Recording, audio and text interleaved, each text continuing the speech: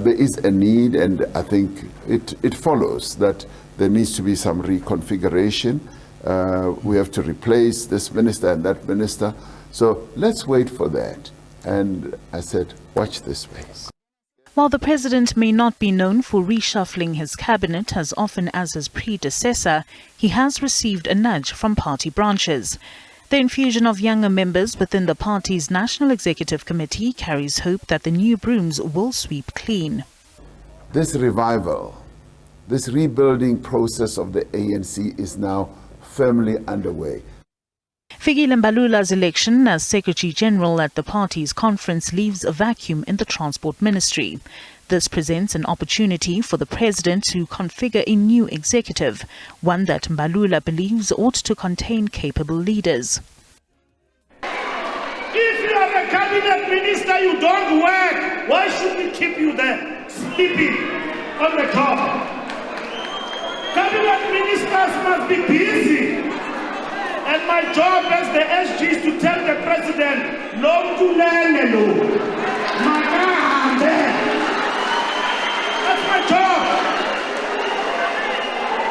We must not speak a lot of English. President, why are you keeping people who are sleeping on the job? Analysts argue that the president will be forced to extend an olive branch to his political opponents. Some dissenting voices within the party have, on occasion, sung with one voice with opposition parties. These voices grew louder in calling for action against Ramaphosa for the Phala Phala scandal. Dlamini Zuma, NC. As a disciplined member of the ANC, I vote yes. However, divisions may be to the detriment of the party as it gears up for the 2024 general elections.